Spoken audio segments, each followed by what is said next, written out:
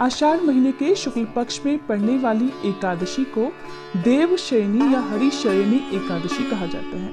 ये एकादशी भगवान श्री विष्णु को समर्पित होती है और इसके बाद से ही भगवान श्री विष्णु 4 महीने के लिए क्षीर सागर में शयन करने के लिए चले जाते हैं।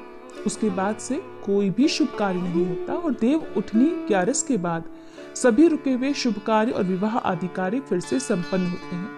ऐसे में इस साल देवशयनी एकादशी कब मनाई जाएगी, व्रत का पालन कब किया जाएगा और देवशयनी एकादशी का महत्व क्या होता है और किस प्रकार से इस दिन पूजा करनी चाहिए, ये आज के इस वीडियो में आप जानेंगे। देवशयनी एकादशी इसलिए भी महत्वपूर्ण है क्योंकि इस दिन से भगवान विष्णु भगवान शिव को 4 महीने तक सृष्टि के संचालन का कार्यभार सौंपकर योग निद्रा में चले जाते हैं। इसलिए देवशयनी एकादशी के दिन सभी भक्तों को भगवान विष्णु, माता लक्ष्मी के साथ साथ भगवान शिव का पूजन भी अवश्य करना चाहिए। इस बार जुलाई के महीने में 3 एकादशी व्रतों का शुभ संयोग पड़ रहा है, जिनमें पहला एकादशी व्रत 2 जुलाई को रखा गया था, जो कि आषाढ़ महीने के कृष्ण पक्ष की योगिनी एकादशी का व्रत था। अब इस बार उदया तिथि के अनुसार 17 जुलाई को आषाढ़ शुक्ल पक्ष की देवशयनी एकादशी का उपवास रखा जाएगा और 31 जुलाई को सावन महीने के कृष्ण पक्ष की कामिका एकादशी का व्रत रहेगा। इस दिन भगवान विष्णु की विधि विधान से पूजा करके एक खास मंत्र का जाप करके भगवान विष्णु को शयन कराया जाता है। मंत्र है सुप्ते त्वयि जगन्नाथ जगत सुप्तम भवेदिदं विबुद्धे त्वयि बुद्धम च जगत सर्वं चराचरम।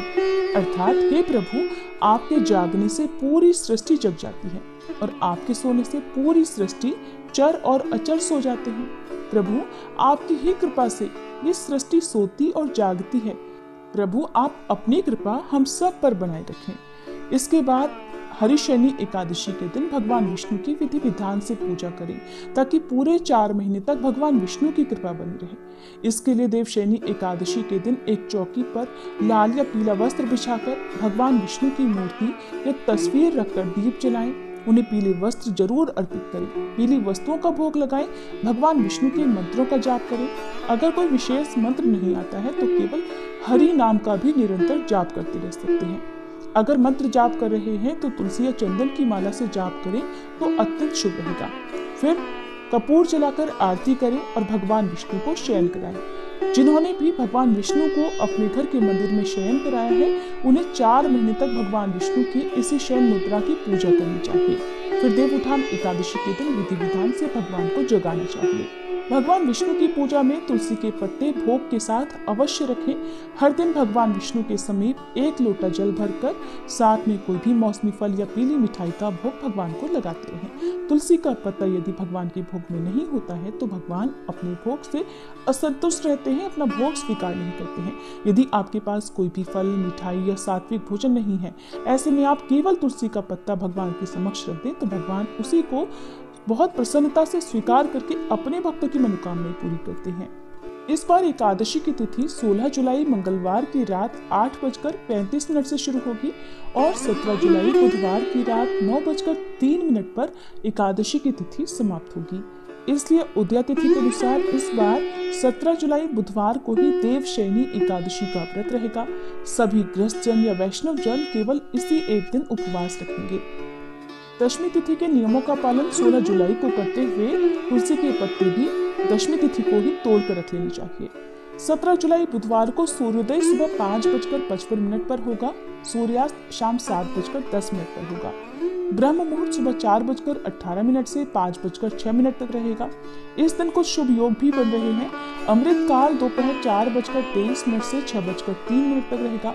शुभ योग सुबह 7:04 तक रहेगा और बाद में शुभ योग प्रारंभ हो जाएगा। राहु काल दोपहर 12 बजे से 1:30 बजे तक रहेगा। पर देवशयनी एकादशी के दिन 4 शुभ योग बन रहे हैं। देवशयनी एकादशी के दिन सर्वार्थ सिद्धि योग, अमृत सिद्धि योग, शुभ योग और शुक्ल योग बन रहे हैं। ये सभी योग पूजा पाठ करने के लिए या शुभ कार्यों को करने के लिए बहुत ही अच्छे माने जाते हैं। व्रत के दिन अनुराधा नक्षत्र और पारण वाले दिन ज्येष्ठा नक्षत्र भी रहेगा। 17 जुलाई से ही चातुर्मास प्रारंभ हो जाएगा। चातुर्मास का जो महीना होता है वो पूजा पाठ करने के लिए बहुत ही शुभ माना जाता है। द्वादशी तिथि प्रारंभ होगी 17 जुलाई बुधवार की रात 9:04 से इसी के साथ हरिवासर का समय भी शुरू हो जाएगा और 18 जुलाई गुरुवार की रात 8:44 पर द्वादशी तिथि की समाप्ति होगी। द्वादशी तिथि के दिन यानी 18 जुलाई गुरुवार को सूर्योदय सुबह 5:55 पर होगा। सूर्यास्त शाम 7:10 पर होगा। ब्रह्म मुहूर्त सुबह 4:19 से 5:07 तक रहेगा। राहु काल दोपहर 1:30 बजे से 3 बजे तक रहेगा। द्वादशी तिथि की पूजा आप ब्रह्म मुहूर्त में कर सकते हैं, लेकिन जो हरिवासर का समय होता है उसके बाद ही व्रत खोला जाता है। तो 18 जुलाई गुरुवार को सुबह 3 बजे तक हरिवासर का समय समाप्त हो जाएगा, क्योंकि मान्यताओं के अनुसार हरिवासर के समय एकादशी का व्रत नहीं खोला जाता है। हमेशा सूर्योदय के बाद ही एकादशी का व्रत खोलना चाहिए। एकादशी व्रत खोलने से पहले आप भगवान विष्णु का विधि विधान से पूजन करें और अपनी सामर्थ्य के अनुसार दान दक्षिणा किसी योग्य व्यक्ति को दें। गुरुवार के दिन सुबह 5:55 से 8:50 के बीच में आप अपने एकादशी व्रत का पालन कर सकते हैं, यानी कि उपवास खोल सकते हैं। उपवास हमेशा तुलसी पत्र और जल से खोलना चाहिए।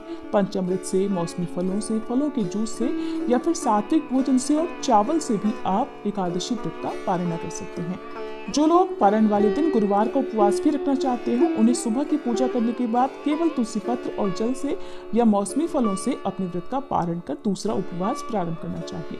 ये थी आज की वीडियो। उम्मीद है जानकारी आपको पसंद आई होगी।